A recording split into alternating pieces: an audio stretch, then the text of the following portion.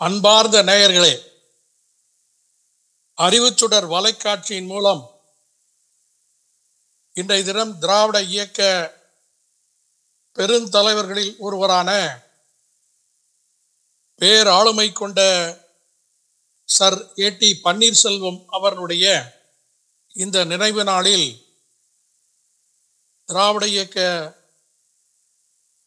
பெருந்தலைவர்களிலே முன்னோடியாக இருந்த சர் ஏ.டி. பன்னீர்செல்வம் அவர்களுடைய வாழ்க்கை குறிப்பை இங்கே நாம் அனைவரும் நுகர இருக்கின்றோம். இப்பொழுது இருக்கிற திருவாரூர் மாவட்டத்தில் இருக்கின்ற அருகிலே இருக்கின்ற பெரும் பண்ணையூர் என்ற ஊரிலே அந்த ஊருக்கும் இவரால் தான், இவருடைய குடும்பத்தால் தான் அந்த பெயர் வந்திருக்கிறது என்பதை எல்லாம் நாம் அறிந்து கொள்ள வேண்டுகிறேன். கடந்த 1888 ஆண்டு ஜூன் திங்கள் 1ஆம் நாள் பெருமதிப்பிற்குரிய ஏ.டி. பன்னீர்செல்வம் அவர்கள் பிறந்திருக்கின்றார்கள். அவருடைய தந்தை தாமரை செல்வன் அவர்களும் ரத்தினம்மாள் என்ற அம்மையாருக்கும் கடந்த 1888 ஆண்டு ஜூன் திங்கள் 1ஆம் நாள் அவர்கள் பிறந்திருக்கின்றார்கள். இவரோடு பிறந்தவர்கள் இருவர். ஒருவர் பெரிய செபாஸ்டியன் திருச்செல்வம் என்று இவருடைய அண்ணனுடைய பெயர். இவருடைய அக்காள் பெயர் லூர்து மேரி என்பது அவருடைய பெயராகும். இவர்தான் கடைசி பிள்ளை, 3வது பிள்ளை சர் ஏ.டி. பன்னீர்செல்வம்.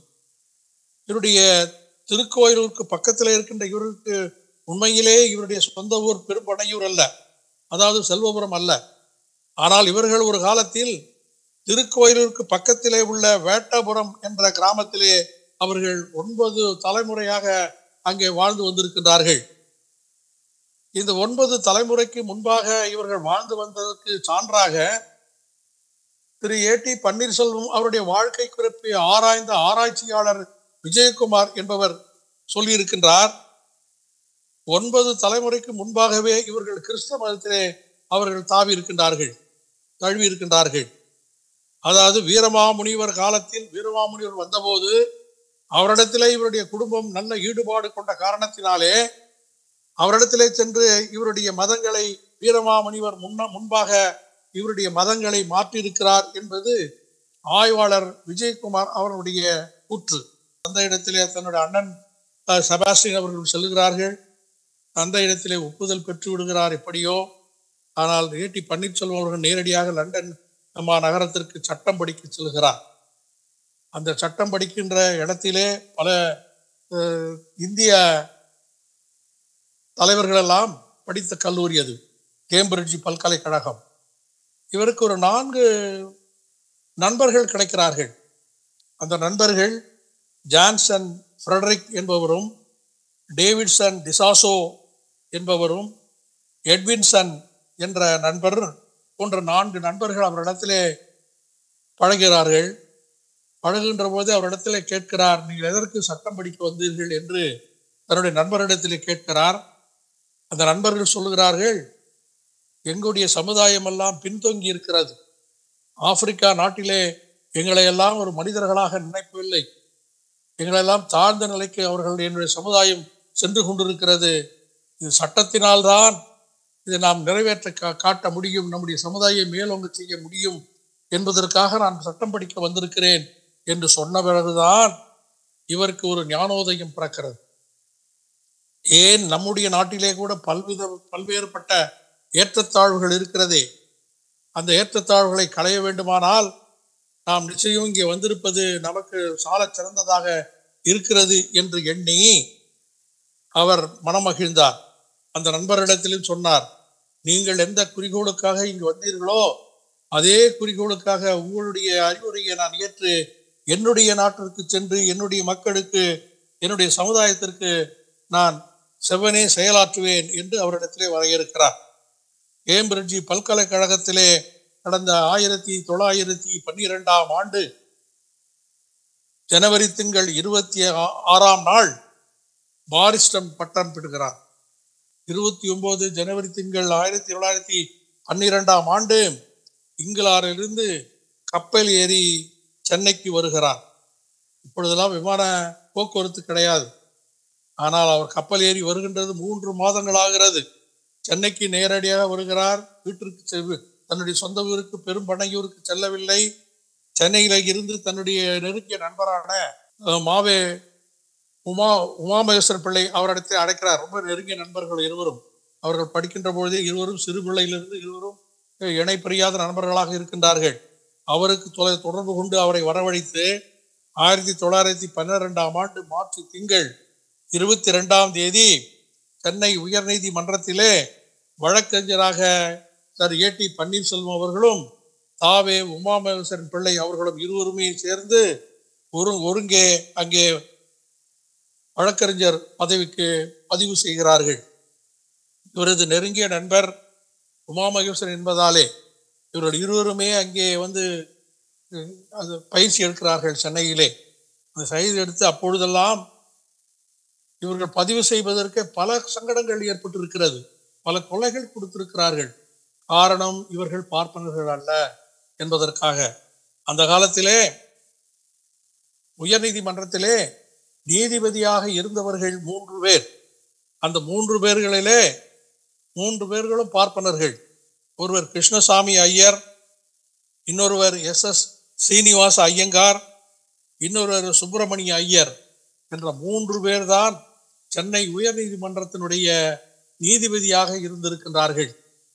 அதை பார்க்கிற போது இவர்களுடைய வழக்கறிஞர் பதவியை பதிவு செய்வதற்கு பல சங்கடங்கள் அவர்களுக்கு உண்டாக்கி இருக்கிறார்கள். இருந்தாலும் அவர்கள் அந்த இடத்திலே தன்னுடைய சட்டத்தின் மூலமாக வழக்கறிஞர் பதவியை அவர் பதிவு செய்து கொள்கிறார்கள். சென்னை உயர்நீதிமன்றத்தில் பார்ப்பனர்களுடைய ஆதிக்கம் உயர்ந்திருந்தது. அது மட்டுமல்ல, காங்கிரஸ் கட்சியிலேயும் பார்ப்பனருடைய ஆதிக்கம் அதிகமாக அதிகரித்திருந்த காரணத்தினாலே இதனால் பார்ப்பனர்கள் அல்லாதவர்கள் படும் அல்லல்கள், துயரங்கள் அத்தனையுமே வேதனையிலே ஆழ்த்தியது இவர்களுக்கு. அப்போதுதான் இவர்கள் பார்ப்பனர்களாலே படுகின்ற கஷ்டங்கள், பார்ப்பனர்களாலே தனக்கு கஷ்டங்கள் நேராவிட்டாலும் தன்னை சார்ந்த மக்கள், ஏழை மக்கள், ஒடுக்கப்பட்டவர்கள், தாழ்த்தப்பட்டவர்கள், இவர்களாலே ஏற்படுத்தப்படுகின்ற சங்கடங்கள் எல்லாம் அவர்கள் உணர்ந்து வேதனைக்குள்ளாகி இருக்கின்ற காலத்தில் தான் சர் பிட்டி தியாகராயர் அவர்களும், டாக்டர் டி.எம். நாயர் அவர்களும், டாக்டர் சி. நடேசனார் அவர்கள் உள்ளிட்ட 26 பேர்கள் ஒருங்கிணைந்து, பெரும் ஆளுமைகள் ஒருங்கிணைந்து 1916ஆம் ஆண்டு நவம்பர் திங்கள் 20ஆம் நாள் தென்னிந்திய நல உரிமை சங்கம் என்ற ஒரு சங்கத்தை ஏற்படுத்துகிறார்கள். அவர்கள் ஏற்படுத்துகின்ற பொழுதே பார்ப்பனர் அல்லாத சங்கம்தான் என்று ஏற்படுத்தினார்கள். அதிலே இருக்கின்ற 26 பேர் ஆளுமை மிக்கவர்கள் எல்லாம் நாம் பார்ப்பனர் அல்லாத சங்கம் என்று ஆரம்பிக்கின்ற பொழுதே அந்த சங்கத்தினுடைய பெயரிலே ஏன் பார்ப்பனர் பெயர் வர வேண்டும் என்று அதற்கு வருத்தம் தெரிவித்து, அவர்கள் பெயர் நம்முடைய கட்சிக்கு ஏன் அந்த பெயரை வர வேண்டும் என்று சொல்லி அந்த பெயரை தவிர்த்துதான் தென்னிந்திய நல உரிமை சங்கம் என்று அனைவரும் ஒருங்கிணைந்து அந்த பெயரை வைத்திருக்கிறார்கள். 4 ஆண்டுகள் 1920ஆம் ஆண்டு துவங்கப்பட்ட தென்னிந்திய நல உரிமை சங்கம் 4 ஆண்டுகளிலே மிக கடுமையாக உழைத்திருக்கிறார்கள். தென்னிந்தியா முழுவதும் இருக்கின்ற மக்களை நேரிலே சந்தித்து, மாநாடுகளை கூட்டி, கூட்டங்கள் போட்டு, தென்னிந்திய நல உரிமை சங்கம் என்ற சங்கத்தினுடைய நிலைப்பாடுகள் என்னென்ன என்பதை மக்களுக்கு தெளிவுபடுத்தி, மக்களெல்லாம் உணர்கின்ற வகையிலே, பார்ப்பனர்களால் நாம் எல்லாம் இழிவுபடுத்தப்படுகிறோம் என்ற வகையிலே, பார்ப்பனர்களெல்லாம் நம்முடைய பதவிகளை அவர்கள் பறித்துக் கொள்கிறார்கள் என்ற வகையெல்லாம் எடுத்துரைத்து அவர்கள் பாடுபட்டு இருக்கின்றார்கள். 4 ஆண்டுகள் பாடுபட்டு கடந்த 1920ஆம் ஆண்டு நவம்பர் திங்கள் 30ஆம் நாள் சென்னை மாகாண தேர்தல் நடைபெற்றது.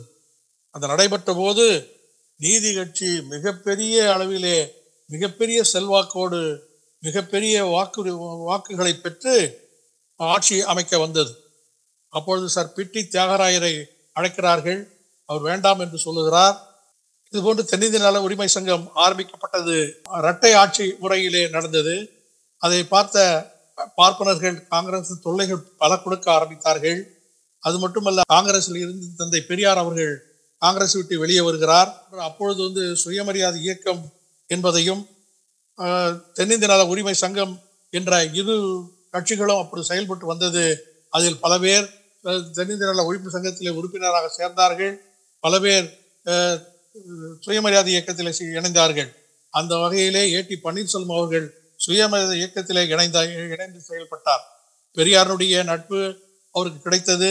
பெரியாருடைய ஆதரவும் அன்பும் அவரிடத்தில் ஏடி பன்னீர்செல்வம் அவருக்கு கிடைத்தது.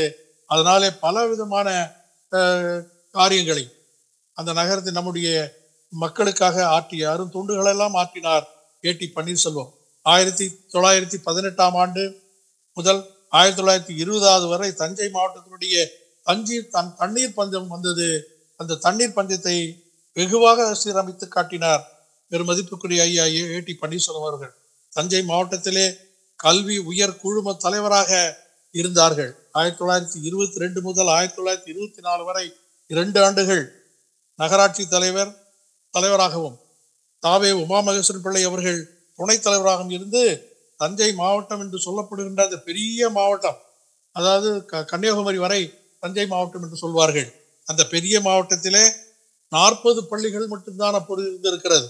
இதை அறிந்த ஏடி பன்னீர்செல்வம் அவர்கள் 170 பள்ளிகளை உருவாக்கி தஞ்சை மாவட்டத்தை கல்வி மயமாக ஆற்றிய பெருமை ஏடி பன்னீர்செல்வம் அவர்களுக்கு. தஞ்சை மாவட்டத்தினுடைய தலைவராக 1924 முதல் 1930 வரை தஞ்சையிலே பழைய சத்திரங்கள் எல்லாம் சர்போஜி மன்னர் அவர்கள் ஆரம்பித்த கத்திரங்கள் எல்லாம் பார்ப்பனர்கள் ஆக்கிரமித்து அதை செயல்பட்டு வந்தார்கள். அதனை அறிந்து அதனை கையகப்படுத்தி எல்லா மாணவர்களுக்கும் அதை கொண்டு சென்ற பெருமை ஏடி பன்னீர்செல்வம் அவர்களுக்கு தரும். ஆதி திராவிட மக்கள் மாணவர்கள் அவரிடத்திலே எங்களுக்கும் அந்த பள்ளி வேண்டும், அந்த விடுதிகள் வேண்டும் என்று கேட்டபோது அவர்களுக்கு தன் சொந்த செலவிலே தஞ்சை மாநகரத்திலே விடுதிகள் கட்டி ஆதி திராவிட மாணவர்களுக்கு படிப்பதற்கு உண்டான ஏற்பாடுகளை செய்தார் ஏடி பன்னீர்செல்வம். அது மட்டுமல்ல, திருவையாறு சமஸ்கிருத பள்ளி ஒன்று நடந்து கொண்டிருந்தது. அந்த திருவையாறு சமஸ்கிருத பள்ளியை பார்ப்பனர்களே நடத்தி வந்தார்கள். அதனுடைய முதல்வராக ராகவ ஐயங்கார் கல்லூரி முதல்வராக இருந்தார். அதிலே அவருடைய பெயர் பலகையிலே திருவையாறு சமஸ்கிருத கல்லூரி என்றும், இது கீழே சிறிய எழுத்திலே சரபோஜி மன்னர் அறக்கட்டளை இதனால இயங்கப்படுகிற கல்லூரி என்று எழுதப்பட்டிருந்தது. இவர்கள் தலைவராக இருந்த காரணத்தினாலே, நகராட்சியினுடைய தலைவராக இருந்த காரணத்தினாலே அங்கே உள்ளே நுழைய போகிறார்கள். வாசலிலே காவலாளி தடுக்கிறார். ஏன் என்று கேட்கின்ற போது, நீங்கள் பார்ப்பனர்களா என்று காவலாளி கேட்கிறார். உடனே நாங்கள் இல்லை என்று சொன்ன பிறகு, பார்ப்பனை தவிர மற்றவர்களுக்கு உள்ளே அனுமதி கிடையாது, இது உத்தரவு என்று அவர்கள் சொன்னபோது அந்த காவலாளியை தள்ளிவிட்டு உமா மகேஸ்வரன் அவர்களும் ஏடி பன்னீர்செல்வம் அவர்களும் அந்த சரபோஜி மன்னர் அறக்கட்டளையின் சார்பாக திருவையாறில் இருந்த சமஸ்கிருத கல்லூரி உள்ளே நுழைகிறார்கள். நுழைந்து அங்கே கேட்கிறார்.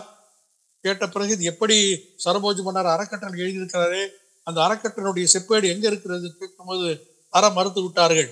இவர்கள் தேடி பிடித்தார்கள். ஒரு நூலகத்திலே அது மறைத்து வைக்கப்பட்டிருந்தது. அதை எடுத்தார்கள். எடுத்து பார்த்தால் அந்த கல்லூரி, அந்த சரபோஜி மன்னருடைய அறக்கட்டளை ஒரு செப்பேட்டிலே எழுதப்பட்டிருக்கிறது. எழுதப்பட்ட வாக்கியங்கள் அத்தனையுமே சமஸ்கிருதத்தில் இருந்தது. இவர்கள் இருவருக்குமே சமஸ்கிருதம் தெரியாது. உடனே அவர்களுக்கு நெருங்கிய நண்பராகவும் நெருங்கிய தோழராகவும் நெருங்கிய குருவாகவும் இருந்த திருவாப்புலியூர் ஞானியார் அடிகளில் மிக சிறந்த தேர்ச்சி பெற்றவராக இருந்த காரணத்தினாலே அவரிடத்திலே நேரடியாக செல்கிறார்கள். அவரிடத்திலே இதை காட்டுகிறார்கள். காட்டிய பிறகு அவர் படிக்கிறார். படித்து சிரிக்கிறார். சிரித்து, ஏன் சிரிக்கிறீர்கள் என்று இவர் கேட்டபோது, அந்த திருவையாறு கல்லூரியிலே சமஸ்கிருதம் பள்ளி பார்ப்பனர்கள் மட்டும்தான் என்ற வார்த்தை எழுதப்பட்டிருக்கிறதே, அது பொய், தவறு. அதுபோன்று சரபோஜி மன்னர் எழுதப்படவில்லை. அந்த எழுதப்பட்ட வாக்கியங்கள் அத்தனையுமே ஏழை எளிய மாணவர்களுக்கும் எல்லா மாணவர்கள் பயன்பெறுவதற்காக இந்த செப்பேடு எழுதப்பட்டிருக்கிறது என்று திருப்பாப்புலியூர் ஞானியார் அடிகள் சொன்னவுடனே அதை அவரிடத்திலிருந்து கையிலே பெற்றுக்கொண்டு 10 நகல்களை எடுத்து நேரடியாக அந்த திருவையாறில் உள்ள அந்த சமஸ்கிருத கல்லூரிக்கு உள்ளே நுழைகிறார்கள்.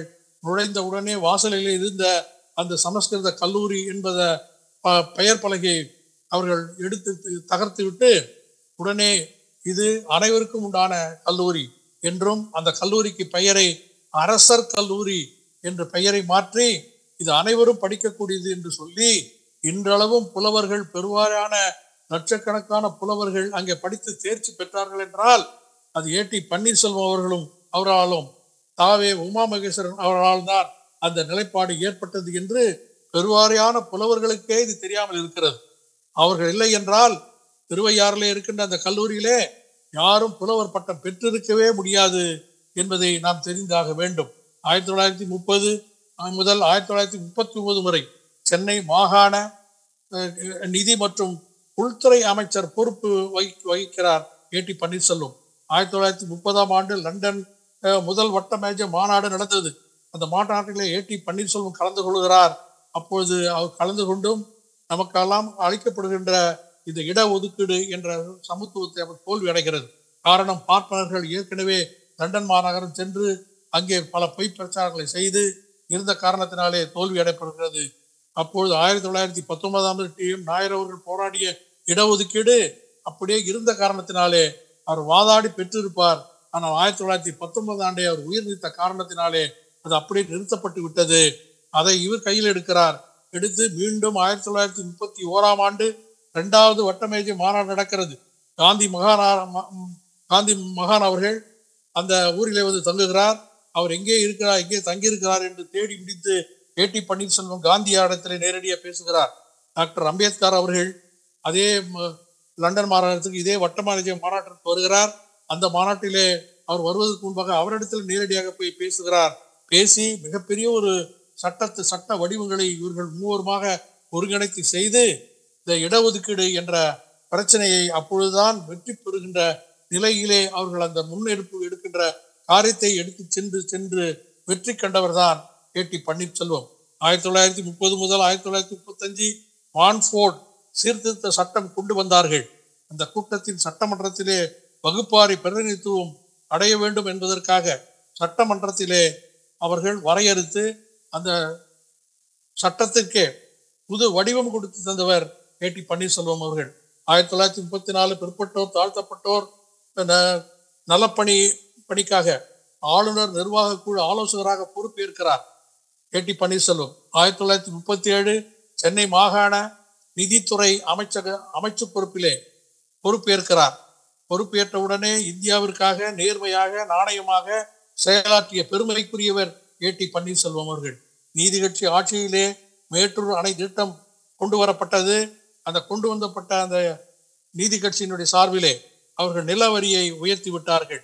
நம்முடைய மக்களுக்காக ஏற்படுத்தப்பட்ட இந்த தென்னிந்திய நல உரிமை சங்கம் நம்முடைய மக்களுக்காகவே இந்த வரியை விதிக்கின்றார்களே என்று இந்த தென்னிந்திய நல உரிமை சங்கத்தின் சட்டமன்றத்திலே போராடி அவர்களுக்கு விதித்த அந்த கூடுதல் வரி சலுகையை முறியடித்து வெற்றி காணுகிறார் ஏடி பன்னீர்செல்வம். சட்டசபையிலே மிகப்பெரிய போராட்டங்களுக்கு இடையே அந்த வரி சலுகையை ஏற்படுத்தி தந்துகிறார். 1934 ஆளுநர் நிர்வாக குழு ஆலோசகராக உள்துறை பொறுப்பு ஏற்கிறார். அப்பொழுது தன்னுடைய மருமகனுக்கு காவல்துறை துணை கண்காணிப்பாளர் பதவி நேர்மையான வழியிலே வருகிறது. அதை இவர் ஆளுநருடைய ஆலோசகராக இருந்த காரணத்தினாலே தன்னுடைய மருமகனுக்கு இந்த பதவி கிடைத்தது என்று மற்றவர்கள் நினைப்பார்கள் என்பதற்காக அந்த உத்தரவை கிழித்து எறிந்து விடுகிறார். அதே போன்று தன்னுடைய மகன் ஜார்ஜ் செபாஸ்டியன் அவரும் லண்டன் மாநகரிலே பொறியியல் பட்டம் பெற்று இங்கே வந்தவர். இங்கே பணியாற்றுகின்ற அத்தனை பேருமே பிரிட்டிஷ் அரசாங்கத்தை சார்ந்தவர்கள், வெள்ளைக்காரர்கள். ஆனால் இவர் ஒருவர் மட்டும்தான் லண்டன் மாநகரத்திலே பொறியியல் பட்டம் பெற்று வந்த காரணத்தினாலே இவருக்கு பொதுப்பணித்துறையிலே பொறியாளராக பதவி தருகிறார்கள். அந்த பதவியும் தன்னுடைய மகனுக்கு வேண்டாம் என்று புறக்கணிக்கிறார்கள். அதாவது நீதி கட்சி ஆட்சியில் இருந்து வந்தது பெட்டி தியாகராய ராமராய நிங்கர் அவர்கள், பனங்கலரசர் பாத்ரோ, சர் வெங்கட நாயுடு ரெட்டி, சர் உஸ்மான் சாஹிப், பொப்லி அரசர், நெடும்பலம் சாமியப்ப முதலியார், சர் பிட்டி ராஜன், டபிள்யூ சவுந்தரபாண்டியன் ஆகியோர் வழக்குகளையும் இவர்தான் எடுத்து நடத்தி அவருக்கு சட்ட ஆலோசகர்களாக இருந்து வந்திருக்கிறார் என்ற பெருமைக்குரியவராக ஏடி பன்னீர்செல்வம் அவர்களை நாம் கருதலாம். 1937 தேர்தல் நடந்தது. பார்ப்பனர்கள் சூழ்ச்சி செய்து நீதி கட்சியை தோல்வி அடை செய்கிறார்கள். இப்பொழுது எப்படி செய்து வருகிறார்களோ, எப்படி இப்பொழுது ஸ்டாலின் அவர்கள் ஆட்சி ஆளுகின்ற போது எந்தெந்த சூழ்ச்சிகளை செய்து வருகிறார்களோ, இதே சூழ்ச்சி தான் 1937ஆம் ஆண்டு தென்னிந்திய நல உரிமை சங்கத்திற்கு இடையூறுகள் செய்து 1937 இந்த சங்கம் தோல்வி அடைவதற்கு உண்டான பார்ப்பனருடைய சதி வேலைகள் ஏற்பட்ட காரணத்தினாலே இந்த தென்னிந்திய நல உரிமை சங்கம் 37 வரை இருந்து, அப்பொழுது அடுத்து வருகின்றவர் ராஜகோபால் ஆச்சாரி 1937 தமிழகத்தினுடைய முதல்வராக பொறுப்பேற்கிறார். பெரியார் கைது செய்து காங்கிரஸ் ஆட்சியிலே பல சமய தந்தை பெரியார் அவர்கள் வகுப்பு துவேஷம் செய்தார் என்ற குற்றஞ்சாட்டி அவரை கைது செய்கிறார்கள். அந்த நீதிமன்றத்திலே வழக்காடிய பெருமை ஏடி பன்னீர்செல்வம் அவர்களை சாரும். அதே போன்று அவருடைய கைது செய்து பெல்லாரி சிறையில் அடைக்கப்பட்ட போது அப்பொழுது இருந்த ஆவே உமாமகேஸ்வரன் அவர்களும் நம்முடைய பெருமதிப்புக்குரிய கியாபி விஸ்வநாதன் அவர்களும் ஜிடி நாயுடு அவர்களும் இவர்களாம் அங்கே சென்று பெல்லாரி சிறையிலே தந்தை பெரியார் அவர்கள் சிறையில் அடைக்கப்பட்டு கழுத்திலே ஒரு பெரிய ஒரு சங்கிலியை போட்டு கட்டி வைத்திருக்கின்ற ஒரு கொடுமையெல்லாம் பார்த்து அவர்கள் வெட்கி தலைகுனிந்தார்கள். 1938 காங்கிரஸ் ஆட்சியிலே இந்திய எதிர்ப்பு போராட்டம் நடத்திய தந்தை பெரியாரை குற்றஞ்சாட்டி கைது செய்கிறார்கள். நீதிமன்றத்திலே பெரியாரை அழைத்து வருகின்ற போது குற்றவாளி கூண்டிலே அடைக்கப்பட்டிருந்த போது சர் ஏடி பன்னீர்செல்வம் அவர்கள் தந்தை பெரியாரை பார்த்து ஓ என்று கதறி அழுதி கட்டிப்பிடித்து அழுகிறார். அவரை அங்கிருந்து பிரிப்பதற்கு பல பேர் அவர்கள் வேதனைக்குள்ளாகிறார்கள். பெல்லாரி சிறையில் அடைக்கப்பட்ட உத்தரவை கண்டு குற்றவாளி கூண்டிலே இருந்த அந்த பெரியார் அவர்களை ஏடி பன்னீர்செல்வம் அவர்கள் போய் பார்த்த உடனே, இனிமேல் இந்த தென்னிந்திய நல உரிமை சங்கத்திற்கு நான் தலைவராக இருந்தாலும் நீ துணைத் தலைவராக இருக்கின்றார், இன்று முதல் நீ தலைவராக இருந்து இது கொண்டுமே சீரான வழியிலே தென்னிந்திய நல உரிமை சங்கத்தை நீ நடத்தியாக வேண்டும் என்று கட்டளையிடுகிறார். அதே போன்று எங்கு சென்றாலும் எந்த மாநாடு நடந்தாலும் தந்தை பெரியாருடைய படத்தை முன்னே வைத்து மாநாடுகளை கூட்டங்களையும் ஏடி பன்னீர்செல்வம் அவர்கள் நடத்தி வருகிறார்கள். பெரியார் சிறையில் இருந்தபோது சென்னை தீவுத்திடத்திலே மிகப்பெரிய ஒரு மாநாடு நடக்கிறது. அந்த மாநாட்டிலே தந்தை பெரியார் படத்தை முன்னே வைத்து அந்த மாநாடு நடக்கின்ற போது அந்த மாநாட்டிலே கலந்து கொண்ட அத்தனை பேரையும் ஏடி பன்னீர்செல்வம் அவருடைய பேச்சை கேட்டு ஓ என்று கதறி அழுதார்கள் என்ற நிலைப்பாட்டை நாம் பார்க்க முடிகிறது. ராஜாஜி காலத்தில் எட்டயபுரத்தில் இந்திய எதிர்ப்பு திணிப்பு பிரச்சார கூட்டம் நடந்தது.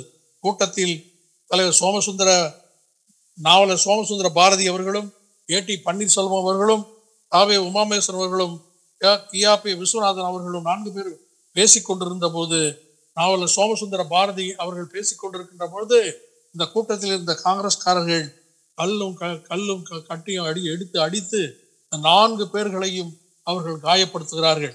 மேடையிலே கியாபி விஸ்வநாதன் ஆவே உமாமேஸ்வரன் அவர்கள் இருக்கின்ற போதே பேசிக்கொண்டது மீண்டும் பேச எழுந்த ஏடி பன்னீர்செல்வம் அவர்களுக்கு தலையிலே மிகப்பெரிய காயம் ஏற்படுகிறது. இந்த காயத்தை சரி செய்து அங்கே இருந்த காவல்துறை அதிகாரி ஆய்வாளர் அவர்கள் வர்கீஸ் என்று அவருடைய பெயர், அவர்தான் இந்த 4 பேர்களையும் காப்பாற்றி ஒரு பக்கத்தில் இருக்கின்ற வீட்டிலே கொண்டு அடைக்கலம் செய்திருக்கிறார். சட்டசபையிலே இந்த சம்பவத்தை தாளமுத்து நடராசன் இறப்பை குறித்து சர் ஏடி பன்னீர்செல்வம் சட்டமன்றத்தில் பேசுகின்ற போது ராஜாஜி அவர்கள் என்ன பொய்யை சொன்னார் தெரியுமா?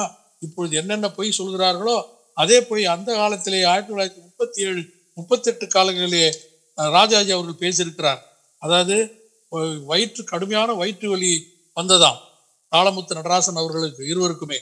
அது வந்தது காரணத்தால் இறந்து விட்டார்கள். அவர்கள் சிறையிலே பாதிக்கப்பட்டு சிறையிலே அடிபட்டு உதைப்பட்டு இறந்தார்கள் என்ற கூற்றினை அவர்கள் மறைத்தார்கள். இதை ஏடி பன்னீர்செல்வம் சட்டசபையிலே மிக கடுமையாக வாதாடி அந்த ராஜாஜினுடைய சொல்லுக்கு கூற்றுக்கு மாறாக வாதாடினார் என்ற பெருமை ஏடி பன்னீர்செல்வம் சாரும். 1916 நீதி கட்சி ஆரம்பிக்கப்பட்ட நாளில் இருந்து தஞ்சை மாவட்டம் பொறுப்பாளராக அவை உமாமேஸ்வரர்களும் ஏடி பன்னீர்செல்வம் அவர்களும் இந்த நீதி கட்சியை வளர்த்த பெருமை அவர்களுக்கு உண்டு. 1918 நீதி கட்சி முதல் மாநாட்டில் நடத்தியவர் ஏடி பன்னீர்செல்வம் அவர்கள். அந்த மாநாட்டிலே WP சவுந்தரபாண்டியன், பிட்டி தியாகராயர், EM நாயர் போன்றவர்கள் எல்லாம் வரவழைத்து அந்த மாநாட்டில் கலந்து கொண்டார்கள். 1919 Madras city municipal corporation act என்று ஒரு சட்டத்தை உருவாக்கிய பெருமை ஏடி பன்னீர்செல்வம் அவர்களுக்கு உண்டு. இன்றளவும் சென்னை மாநகராட்சியிலே இந்த எம்சி ஆக்ட் 1919 என்ற சட்டம்தான் இன்றும் நிலை பெற்று வருகிறது. 1920 ஊராட்சி உள்ளாட்சி கழகம் சட்டமும் ஏடி பன்னீர்செல்வம் அவர் கொண்டு வந்தார்கள். சென்னை மாவட்ட தஞ்சை முதல் தலைவராக தாவை உமாமகேஸ்வரன் அவர்களும் துணைத் தலைவராக ஏடி பன்னீர்செல்வம் அவர்கள் இருந்தபோது அந்த தென் மாவட்ட முழுவதையுமே வளர்ச்சி திட்டங்களை செய்து காட்டிய பெருமை இவருக்கு உண்டு. 1920 1932 வரை 12 ஆண்டுகள் ஏடி பன்னீர்செல்வம் அவர்கள் மக்கள் நல பணிகளை நிறைவேற்றி இருக்கிறார். புறத்த நாட்டில் ராசாமடம் இருக்கிறது. இதில் பார்ப்பனர் மாணவர்கள் மட்டும் தங்கியிருந்து படித்தார்கள். அதையும் மாற்றி அமைத்து எல்லா மாணவர்களும் தங்கி படிப்பதற்குண்டான ஏற்பாடுகளை செய்தார். காந்தி மகான் 1896 ஆண்டு முதல் 1946 வரை 28 முறை சென்னைக்கு, அதாவது தமிழகத்திற்கு வந்திருக்கின்றார்.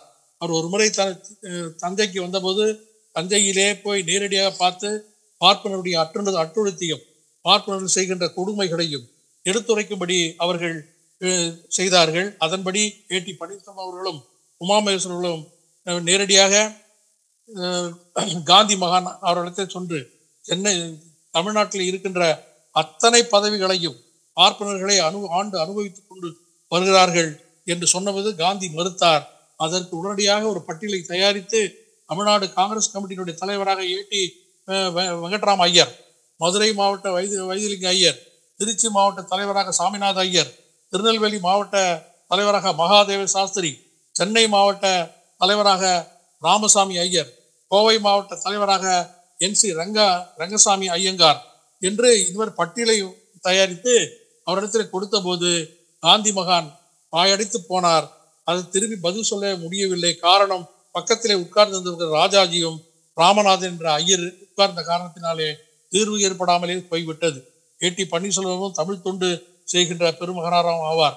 ஆவே உவே சாமிநாத ஐயர், பண்டிதமணி கதிரேசன் செட்டியார், மறைமலை அடிகள், அரசன் சண்முகனார், அரங்க வெங்கடாசலம், மா சாமிநாத பிள்ளை ஆகியோர்கள் நெருங்கிய நண்பர்களாக பழகி அந்த சுவடுகள் அத்தனையுமே அவரிடத்தில் கொடுத்து பல புத்தகங்களை புதிதாக அவர்கள் உற்பத்தி செய்து அவர்கள் மூலமாக அதை புதுப்பித்து பல புத்தகங்கள் வெளிவதற்கு காரணமாக ஏடி பன்னீர்செல்வம் அவர் இருந்திருக்கின்றார்கள்.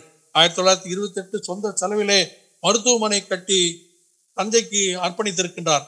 இன்றைய தினம் தஞ்சையிலே இருக்கின்ற அரசு மருத்துவமனை ஏடி பன்னீர்செல்வம் அவர்களாலே உருவாக்கப்பட்டது என்பது பல பேருக்கு தெரியாது. 1932 முதல் 1937 வரை தமிழ் மாநாடுகள் பல நடத்தினார். பல மாநாடுகளை நடத்தி பல சாதனைகளை புரிந்திருக்கின்றார். 1938 மிகப்பெரிய இந்திய எதிர்ப்பு ஊர்வலத்தை நடத்தி அந்த ஊர்வலம் 47 நாட்கள் திருச்சியிலிருந்து சென்னைக்கு வந்தது. அது மிகப்பெரிய மாநாடாக நடத்தி காட்டிய பெருமை ஏடி பன்னீர்செல்வம் அவர்களுக்கு உண்டு. அது மட்டுமல்ல, மாநகராட்சி தலைவராக இருக்கின்ற போது வர்கூர், 50, மேலக்கரை சாலை, ஆலங்குடி, ஏமூர், மேல திருமந்திரூர், திருநெய்தானம், திருப்பழமை, கண்டியூர் என்ற பல ஊர்களுக்கு சாலைகளை அமைத்தும் சிறு சிறு மேம்பாலங்களை அமைத்தும் செப்பனிட்டு சென்றார்கள். அந்த மாநகரத்தின் அந்த மாவட்டத்திற்கு முழுமாக பாலங்கள் தாகத்தி, தொண்டைரான்பாடி, ஆலங்குடி போன்ற ஆற்று குறுக்கே பல பாலங்கள் மாநகராட்சியில பணம் இல்லாவிட்டாலும் தன்னுடைய சொந்த செலவின் மூலமாக பல பாலங்களை அமைத்து காட்டிய பெருமை ஏடி பன்னீர்செல்வம் அவர்களுக்கு உண்டு. 2வது உலக போர் மூண்டபோது பிரிட்டிஷ் ஆங்கில அரசின் போர்க்கால அமைச்சரவையிலே போர் நிமித்தமாக ஆலோசகராக அவர் நியமித்தார்கள் இராணுவத்திற்காக. ஏடி பன்னீர்செல்வம் தேர்ந்தெடுக்கப்பட்ட போது திராவிட நாடு திராவிடருக்கே என்ற கொள்கையை தந்தை பெரியார் அவர்கள் ஏற்படுத்திக் கொண்டு இருந்த காலகட்டத்தில் இந்த பதவி வந்தவுடனே பெருமகிழ்ச்சி அடைந்தார். நாம் திராவிட நாடு திராவிடருக்கே என்ற கொள்கை முழக்கத்தோடு இருக்கிறோம். இது போன்ற பதவியை நீங்கள் மேலே மேலே அடைந்த காரணத்தினாலே நம்முடைய கொள்கை பாடுகள் நிச்சயமாக வெற்றி பெறும் என்ற எண்ணத்திலே இருந்தார்கள். பல சங்கங்கள், பல அமைப்புகள், பல தமிழ் சங்கங்கள் ஏடி பன்னீர்செல்வம் அவர்களுக்கு பாராட்டுகளை அனுப்பி வழி அனுப்பி வைத்தார்கள். சென்னை சென்ட்ரல் ரயில் நிலையத்திலே தந்தை பெரியார் அவர்கள் இதுவரை யாருமே அவர் நேரடியாக ரயில் நிலையம் சென்று வழி அனுப்பியதே கிடையாது. ஆனால் சார் ஏடி பன்னீர்செல்வம் அவர்களை மட்டும் ரயில் நிலையம் வரை சென்று வழி அனுப்ப பெருமை ஏடி பன்னீர்செல்வம் அவர்களை சாரும். தந்தை பெரியார் அவர்கள் இடத்திலே அவர்கள் இருந்த ஒரு பெரும் மதிப்பு காரணமாக தந்தை பெரியார் அவர்கள் வழி அனுப்பி செய்தார்கள். 29ஆம் தேதி பிப்ரவரி மாதம் 1940ஆம் ஆண்டு பெரியாருக்கு ஒரு உருக்கமான கடிதத்தை எழுதுகிறார். அதிலே என்னுடைய பெருமைமிக்க தலைவர் தந்தை பெரியார் அவர்களுக்கு நீங்கள் எடுத்திருக்கின்ற முயற்சி பெரிய முயற்சி, இந்த முயற்சி நிச்சயமாக வெற்றி பெறும், எல்லா மக்களுக்கும் ஆற்றுகின்ற கடமைகளுக்கு அது உங்களுடைய பணி நிச்சயமாக செம்மையாக இருக்கும் என்பதையும் மன உருக அந்த கடிதத்தை எழுதுகிறார். அடுத்து 1940ஆம் ஆண்டு மார்ச் மாதம் 1ஆம் தேதி விடியற்காலை இராணுவ விமானம் அணிப்பால் என்ற அதற்கு பெயர் சரி ஏடி பன்னீர்செல்வம் 3 இராணுவ அதிகாரிகளோடு அணிப்பால் விமானத்தில் பயணம் செய்கிறார். கராச்சியில் இருந்து 1940 மார்ச் மாதம் 1ஆம் தேதி காலை 4:54 மணிக்கு புறப்பட்டு ஜிலானி விமான நிலையத்தை அடைகிறது. காலை 10:25 மணிக்கு அங்கிருந்து 11:02 மணிக்கு புறப்பட்டு செல்கிறது அணிப்பால் விமானம். 2:38 மணிக்கு ஜிலானி விமான நிலையத்திலிருந்து தொடர்பு கொண்டார்கள் அதிகாரிகள். ஜாக்ஸ் நகருக்கு மேற்கே 30 மைல் தூரத்தில் பறந்து கொண்டிருந்த இந்த அணிப்பால் என்ற விமானம் பிற்பகல் 4 மணிக்கு விமானம் விபத்துக்குள்ளாகி பயணித்த அனைவருமே இறந்து விட்டார்கள் என்ற செய்தி வருகிறது. ஓமன் தீபகற்ப வளைகுடாவிலே விழுந்து விட்டது என்று தெரியப்படுத்தப்படுகிறது. தமிழ்நாட்டினுடைய அன்மான சிங்கம் சுயமரியாதை சுடரொளி சர் ஏடி பன்னீர்செல்வம் அவர்கள் மறைந்தார் என்ற செய்தி காட்டு தீ போல தமிழகம் முழுவதும் பரவுகிறது. தமிழ்நாட்டிலே இருக்கின்ற மக்கள் அனைவருமே தன் வீட்டிலே ஒருவர் இறந்து விட்டார் என்ற ஒரு நிலைப்பாட்டை அவர்கள் அனைவரும் கொள்கிறார்கள். அனைவரும் விட்டமே துக்கம் விழுந்து விட்டது போல மக்கள் கொந்தளிக்கிறார்கள். தந்தை பெரியார் கதறி கதறி ஆடுகிறார். தன்னுடைய உறவினர்கள் யாருமே இறந்த போது அவர் அழாத ஒரு பெருமகனார் தந்தை பெரியார். ஏடி பன்னீர்செல்வம் அவர்கள் இறந்த போது கதறி கதறி அழுதார் என்ற செய்தியை நாம் பார்க்கிறோம். 1940 மார்ச் திங்கள் 17ஆம் நாள் குடியரசு ஏட்டிலே தந்தை பெரியாருடைய உருக்கமான இரங்கல் செய்தி மறைந்தாயோ செல்வமே துறந்தாயோ மாநிலத்தை என்ற தலைப்பிட்டு ஒரு உருக்கமான இரங்கல் செய்தியை அவர்கள் அளித்தார்கள். அது போன்ற அதாவது 2 கோடி மக்கள், அப்போது 2 கோடி மக்கள், இந்த காலத்தில் 1940 2 கோடி மக்கள் தமிழகத்தில் இருந்தார்கள். 2 கோடி மக்களை அலற துடிக்க வைத்து சென்று விட்டாயே பன்னீர்செல்வமே என்று கதறி கதறி அழுகின்ற வகையிலே தந்தை பெரியார் அவர்கள் 1940 மார்ச் திங்கள் 17ஆம் நாள் குடியரசு நாளிலே அவர்கள் இந்த அறிக்கை சமர்ப்பித்தார்கள். அதாவது அந்த நாளை, அவர் இறந்த நாளை, அதாவது 1ஆம் தேதி மார்ச் திங்கள் 1940 அந்த நாளை தமிழகம் முழுவதும் ஆண்டுதோறும் துக்க நாளாக கொண்டாடப்பட வேண்டும் என்று தந்தை பெரியார் அவர்கள் சூளுரைத்தார்கள் என்ற செய்தியோடு தந்தை பெரியார் அவர்களுடைய இணக்கமான நண்பரான அவர் அன்பிற்கு பாத்திரமான ஏடி பன்னீர்செல்வம் அவர்கள் 1940ஆம் ஆண்டு மார்ச் மாதம் 1ஆம் தேதி மறைந்தார் என்ற செய்தியோடு இந்த நிகழ்வை நிறைவு செய்கிறேன். நன்றி, வணக்கம்.